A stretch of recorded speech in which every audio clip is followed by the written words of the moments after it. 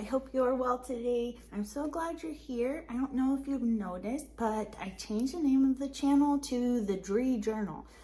And I'm gonna be, sharing more artsy stuff and our transition on moving to the Caribbean. I'm not sure which way is the proper way to say it. I have Benjamin here. As you know, we currently, the house hasn't sold yet, but we're on 20 acres here in Central Oregon, and we are working on selling our property and farm and stuff, getting rid of the animals and moving to the U.S. Virgin Islands. And we're really excited. I don't know. I just felt like I needed to pop in and say hi. I wanted to show you a little bit what I've been working on and what kind of stuff I think I'm gonna start sharing now.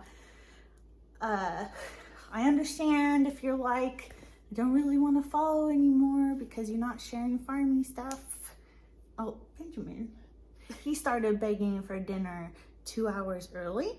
So he's currently begging. It's like 4:30 right now or something. And so he's been begging since 4. But let's see.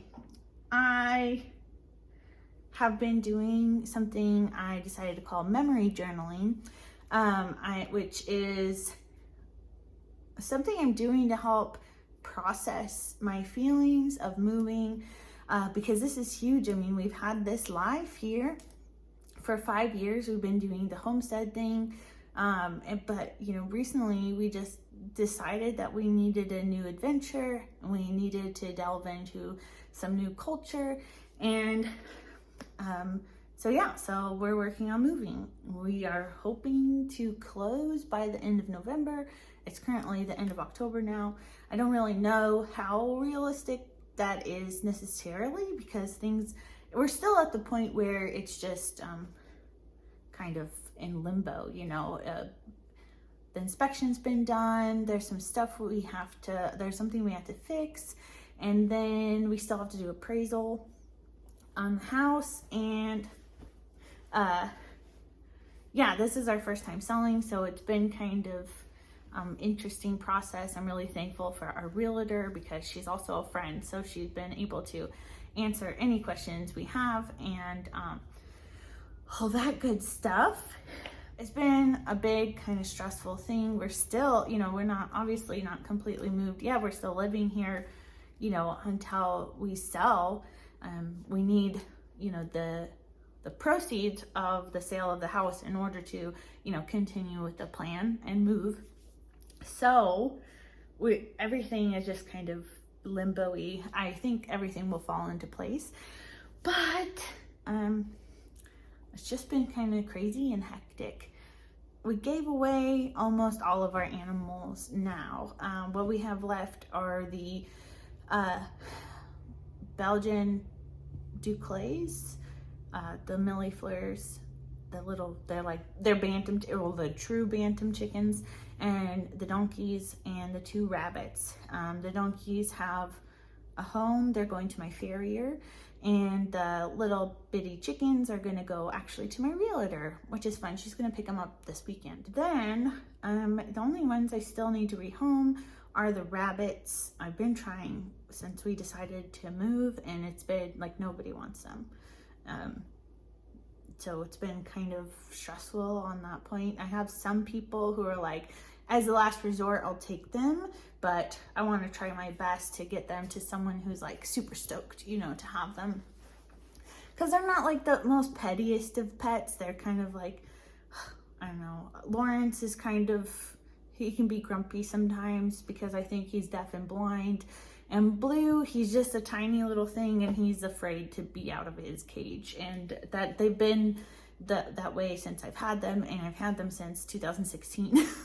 So it's been slow going with them. Anyway, I think I'll show you my little art journal that I've been working on, and I have filmed a little bit of art related videos as far as like products and stuff that I'm going to be using, and stuff like I just bought I'm buying a lot of art stuff right now because I was told that it was kind of hard to find on the Virgin Islands. So I've been stocking up. Most of you all know that I do art things. I don't really like advertise it because then people ask me to draw for them. But it is like a thing that I do, right? And so I decided, since that's like one of the things that I continue going back to, I want to incorporate that into my channel because I want to do more nature journaling, which is really awesome. I'll try to link something about it below that'll tell you more about nature journaling. And it's basically, you know, drawing little the things you come across, plants or animals or whatever, out in nature, and then you learn about it and you can journal about it. And you don't have to draw, you don't have to write, you know, you can just one or the other, but it's really cool. And I kind of started that, which led me into doing the memory journal. So it just kind of like evolved into what it is. And I think I only have 6.5 entries, but I will do a little walkthrough real quick with you and show you the things, and I hope you enjoy. Hey, now we're here. This is my little lap desk, and I kind of sit on the couch and do all my art things on it. And so I thought we'd do a quick flip through. There's only 6 entries, so it won't take very long. Feel free to ask me any questions if you have any. And I'm currently working on a page, so this is what is out now. So this is my journal. It's a B5 Archer and Olive dot grid journal, and I quite like it. The pages are 160 GSM, whatever that means. I don't ever know what GSM means. I could look it up. But anyway, it's thick paper and they're really nice. They're not supposed to bleed very much for most products. So, in order to actually write in this book, because I was like really nervous of ruining it because it's kind of an expensive journal, I kind of flip pages, and it makes me feel better that I'm not drawing like on the first page. So here's my first entry. I'm just blocking some personal writing here. Sorry for the shadow. But shortly after I learned about nature journaling, I got so excited. I wanted to start immediately. I was really going to save it for once we got to the islands, but I was like, you know what? I really need to do this right now. And it's been going really well for me. So shortly after I learned about it, I saw a spotted towhee and a white-crowned sparrow hanging out by my aspen tree. And so I decided I needed to draw them because here it really, for me, signifies, you know, the coming of fall. And I had such a great time. Something that happened that was really cool was the Benjamin, and I wrote about it here, Benjamin came up and sniffed the journal and hit the bird. And I was like, that is the biggest compliment I've ever had, ever. He thought it was a real bird. So, okay. So then I decided to write about my bluebirds. I have some videos about that feature the bluebirds. I think it's a short.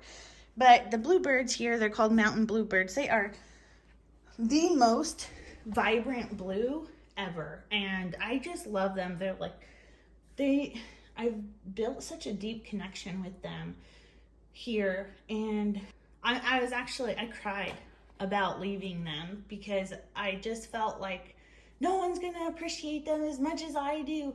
And so I decided that this is kind of when the memory journal took place. And so I decided to write down, you know, positive experiences, good memories that I've had of what I've interacted with. And so the bluebirds, one of my favorite memories is when, I think it was last year, there was about 30 of them, and they were playing on the frozen pond, our little koi pond, and it was just like really amazing to see. and I'll probably remember that forever. I really hope that when we get to the islands, I find another bird that, will make me feel the same sort of connection. I have no idea, but I'm really excited. So I think in some of my videos, especially ones about the chickens, you've probably seen Lady Chicken. She is my most favorite chicken. She is the chicken that makes chicken keeping worth it to me, or had made. They're actually gone now. They left last weekend. I cried a lot. Like, I cried so hard. I felt like I was betraying them, giving them to someone else. And but I know they're gonna take really good care of the chickens, and they were really excited to have them. But it made me so upset because she was like my best friend, kind of. So every time I would go out, towards outside, she would start talking. When I was in the pen area, she would follow me everywhere and just talk to me the whole time. And so I just kind of wrote about her and how much I enjoyed her. I obviously drew her as well. And yeah, these are all my drawings. I draw from images usually that I've taken, or if I don't have any images, I'll find some online to look at and draw from or reference. So this is probably one of my favorite entries, I think. I never actually drew a chicken in its entirety before, like a full blown finished piece. And I was really surprised at how well this actually turned out. Then I journaled about the donkeys. This was an interesting process because at first I do my lines, and then I add watercolor, and then I add colored pencil on top of that. And this one just has watercolor and some white gel pen for highlights.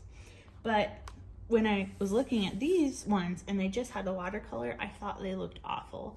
And I was so upset, and I was like, okay, but it'll change. Once I add the colored pencil, it'll be different. And so I hope to, in the future, do a whole, I haven't figured out the logistics of it yet. So I want to do a whole time lapse of me doing a whole drawing. And I think that would be really cool, but I'm not sure how to do that yet since I'm not really in one place in drawing. I'll figure something out someday. But, I wrote all these little notes about them and positive memories. I felt like I needed to do more about the donkey, so I left another page, but I wanted to continue on. Then I did the rabbits, and this one was hard. I never really drew a rabbit before. But this one's Lawrence, and that's blue, and they still need to find homes.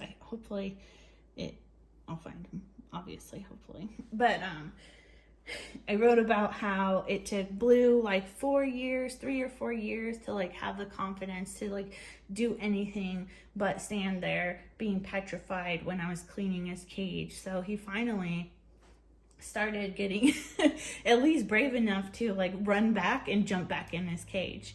And that took him 3 or 4 years to do. And he's a good little dude. And Lawrence, he's kind of a jerk, but I still love them a lot, and I wish them the very best. Then, if you guys remember, I got the African geese earlier this year. I think I did a live that featured them as little bitties and their brooders still. And this one was really kind of fun to do. At first I was really disappointed at how these turned out, but then I was like, oh yeah, they were wet and muddy, and that's why they look like that. And anyway, I like it now that I've looked at it. Of course, as the person who drew it, you always see things that you want to fix later, but I think I'll just leave it. And my favorite thing that happened with the baby geese was, just actually in the last few weeks. They left 2 weeks ago or something, or last Friday, a week ago. Just for earlier that week, they started practicing flying. They'll be too big when they're actually grown up. They'll be too big to fly, and they shouldn't be able to fly really, and they can't very much. But one of them caught wind and got 12 feet up in the air and flew like 30 feet. It was incredible. But I was like, oh my gosh, where are you flying? So I thought that was really kind of cool. And so I've been writing little memories like that to look back at when I'm in a new location or years from now, missing this sort of lifestyle. I wish I would have done stuff like this previously. I did some like urban sketching, but this I think is a lot better because I'm writing down positive memories. And this is what I'm working on now, my bees. And I wrote about how I started beekeeping and, you know, the process I went through over the last 4 years of beekeeping. This was pretty, you know, I've been working on it actually for a few days now because I took a break from drawing because I've been so busy, you know. But I'm really excited to get this done. And I'm so glad that I could write something, you know, about them.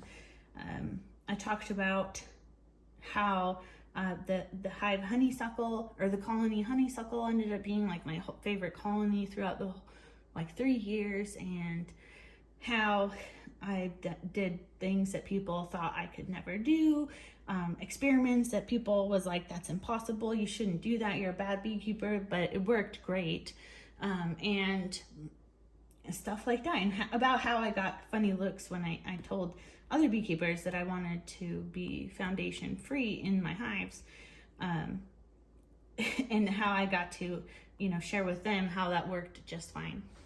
So that's all I have in my journal right now, and I'll link Archer and Olive in the description below. So this is the products that I'm using in my journal, are the Archer and Olive journal, and then just regular mechanical pencil. Then I use a micron pen, which is the black. They're waterproof. And then on top of that, I do watercolor, and I have a Lucas brand watercolors that I purchased in Germany. This is just a little swatch to remember what colors I have. And so I've had these since, I don't know, 2013 or something. Can't quite remember, but they're really sentimental to me. And then I use Prismacolor pencils on top of the watercolor. So that's what I'm into right now. This whole memory journal is, you know, helping me process all the emotions and stuff that I'm going through with this huge change. Yes, we want the change, but it's such a huge lifestyle change that it's kind of abrupt. And so doing this is really helping my emotions and all that. And I thought it's been really fun. And I encourage you to look into nature journaling and maybe even make a memory journal. It's been really nice.